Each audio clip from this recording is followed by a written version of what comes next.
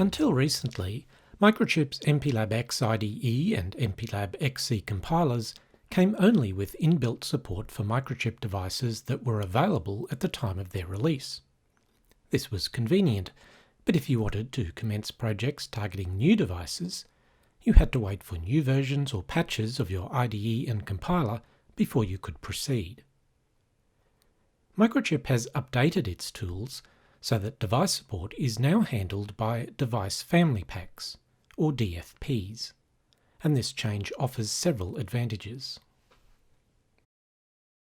Device Family Packs are a way of packaging and distributing device support files, and are used in the latest MPLAB X IDE and XC compilers. These tools now have the ability to read these files on a device-by-device basis, and from arbitrary locations. The use of DFPs segregates the tool and its support for devices, so that both can be updated independently and in a more timely manner. Future versions of the tools will no longer need to wait for device support files to be ready before they can be released, and nor will device support need to be delayed, waiting for an update to the tool they would have normally shipped with.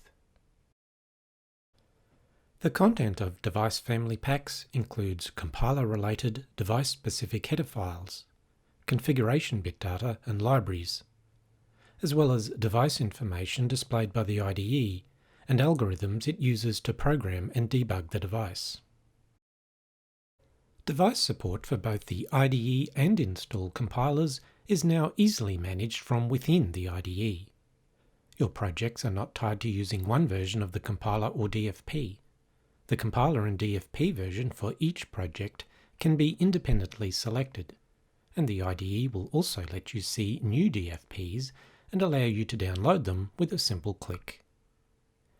New DFPs may correct known issues in the resources used by the IDE or compilers. However, they will never patch or improve the IDE or compiler applications themselves. This still takes place through the release of new versions of those products. When you create a project in the IDE, a DFP will be automatically selected. In the Project Properties dialog, you can see the selected pack. You can also see this information in the dashboard. And when you build a project, the pack and version number is printed in the output view after the build transcript. During the IDE's installation, only those DFPs relating to device families you require need to be installed. To save disk space and speed the installation process, you might install no device support at all. When you create a new project for a device with no available DFP, you will be prompted to download the relevant pack for just that device family. DFPs that are individually downloaded are stored separately to the IDE in your user directory, where they can be used by all IDE installations. The IDE's Pack Manager is opened from the Tools, Packs menu. It lets you see what new and updated DFPs are available, which devices they support, and what changes they implement. Install packs by clicking the links. The compilers are distributed with the content of the latest DFPs so that they can be used standalone. But other or newly released DFPs can also be used when you build.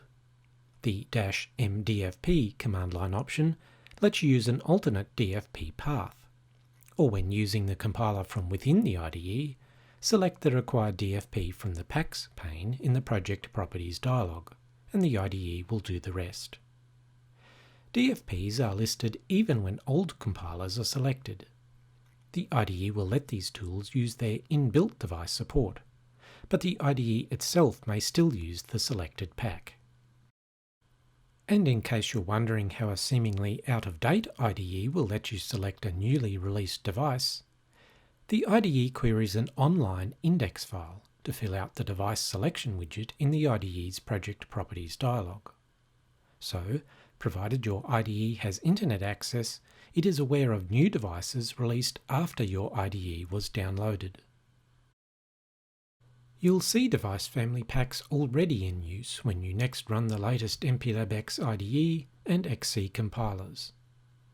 Make sure you explore the new DFP controls to ensure that you can easily update and manage the device-related features used by your tools and projects.